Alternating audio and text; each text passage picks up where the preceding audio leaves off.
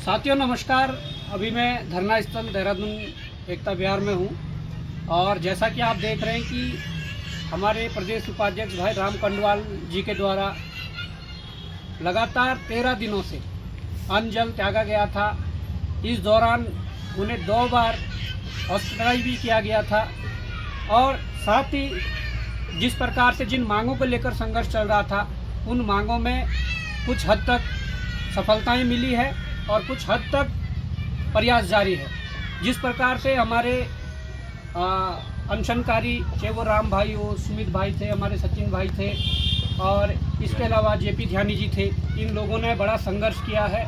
और तदोपरांत जब कहीं ना कहीं युवाओं को लगा कि कुछ और कदम उठाने चाहिए तो हमारे 2 साथी भाई कुमाऊं संयोजक भाई भूपेंद्र कोरंगा और प्रदेश प्रवक्ता हमारे भाई सुरेश सिंह जी के द्वारा जो परेड ग्राउंड में टंकी पर चढ़कर जिन्होंने अपनी मांगों को मनवाने की कोशिश की और 19 घंटे तक टंकी पर रहे। उसके उपरांत जो रमेश कुमार सुधांशु जी है, आर.के. सुधांशु जी जो प्रमुख सचिव है, उनके आश्वासन पे उनसे मुलाकात की और उन्होंने एक लेटर जो आगे फॉरवर्ड किया था वो लेटर पहले गृह सचिव के पास गया।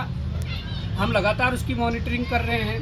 गृह सचिव के बाद जो उनके संयुक्त सचिव है उन पे गए, आज उनसे युवा मिलने गए थे। उसके बाद उन्होंने आज आईजी कार्मिक जो है पुलिस, उनको फॉरवर्ड कर दिया है। कल वहाँ पर भी वो लेटर पहुँचेगा और कल उस पर वहाँ पर चर्चा होगी और उस पर फैसला लिया जाना है। परंतु हाँ, मैं जब आज महाराष्ट्र से रात को मैं पहुँचा, वापस हुआ तो मैंने देखा कि जिस प्रकार से युवा संघर्ष कर रहे हैं तो लगातार हम संपर्क में थे। परंतु हमारे कुछ युवाओं ने लगातार मुझे दूर दूर से भी फ़ोन आ रहे हैं कि राम भाई की हालत बहुत, स्थिति जो स्वास्थ्य में बहुत गिरावट आया है और आप इस तरीके के जो कदम है उसको उठाने से परहेज करिए। दूर दूर से भी फ़ोन आ रहे हैं, कई अभिभावकों के फ़ोन आए हैं, कई युवाओं के फ़ोन आए हैं और लगातार यहाँ पर जो युवा है इनके द्वारा भी राम भाई से निवेदन किया गया कि अभी जो लड़ाई है एकदम से सारी मांगे नहीं हो सकती, परंतु हाँ, आप लोगों ने जो प्रयास शुरू किया था उसमें चाहिए वो टेक्नीशियन ग्रेड 2 की जो भर्ती वगैरह हो वो निकली, आधी रात को निकालनी पड़ी। उसके बाद उम्र सीमा के लिए इस प्रकार से ऑफिशियल लेटर के माध्यम से इन्हें ये चीज़ें जारी करनी पड़ी और सब ने निवेदन किया और हम भी निवेदन करते हैं राम भाई से कि आप आज इस आमरण अनशन को स्थगित कर दीजिए।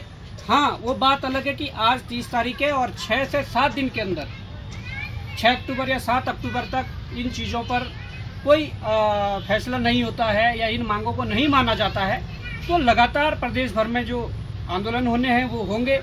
इस समय केदारनाथ उपचुनाव से पहले जो केदारनाथ के भीतर जो आंदोलन होना है वो होगा और इसके साथ साथ हमने पहले भी मुख्यमंत्री पुष्कर धामी जी को चेताया है कि अगर टंकी वाले मसले से, आमरण अनशन वाले मसले से अगर आप तक बात नहीं पहुंच पा रही है तो आपका जो निर्माणाधीन जो आवास डिफेंस कॉलोनी में बन रहा है, या तो शुरुआत वहाँ से होगी, मुख्यमंत्री आवास से भी हो सकती है और केदारनाथ से भी हो सकती है। तो मैं ये कहना चाहता हूँ कि राम भाई ऐसे समय में जो 13 दिन से अन्न जल जो त्यागा हुआ था, आप इन युवाओं की बात मानोगे और माननी पड़ेगी। आप कहीं ना कहीं इस आज अनशन को स्थगित कर दीजिए। मैं ये नहीं कह रहा हूँ कि इसे समाप्त करिए, स्थगित आपको करना पड़ेगा और आपको हमारे कुछ साथी यहाँ पर जूस के माध्यम से आपका आमरण अनशन तुड़वाएंगे। पर सरकार को ये कहना चाहता हूँ कि ये गंभीर जो मांगे हैं, जो वास्तविक मांगे हैं, इन मांगों को लेकर ये युवा संघर्षरत है और इन युवाओं की बात को माना जाना चाहिए। आपके पास हफ्ते भर का टाइम है, आप इस पे जो फैसला लेना लीजिए और उसके बाद अगर फैसला नहीं लेते हैं तो उत्तराखंड बेरोजगार संघ फैसला लेगा। और इसी के साथ मैं चाहता हूं कि हमारे युवा साथी तो ये आमरण अनशन राम कंडवाल जी का 13 दिनों से बहुत बड़ा त्याग है, बहुत बड़ी तपस्या है और मैं समझता हूं कि युवाओं के लिए ये बहुत बड़ा संघर्ष है कि 13 दिन से जो अन्न जल जो त्यागा था। हम लोगों ने भी आंदोलन किए, हम लोगों ने भी आमरण अनशन किए, परंतु मेरा सबसे बड़ा जो आमरण अनशन था वो 7 दिन का था। परंतु राम भाई आज 13 दिन तक अगर टिके रहे तो मैं समझता हूं कि ये एक बड़ी क्रांति जरूर लाएगा और ये बड़ी एक जीत है। तो सरकार को एक बार फिर से निवेदन भी करूंगा और फिर से एक बार चेताऊंगा भी कि हफ्ते भर के अंदर इस पर अपना प्रतिक्रिया दे, इस पर अपना डिसीजन दे, इन मांगों को माना जाए।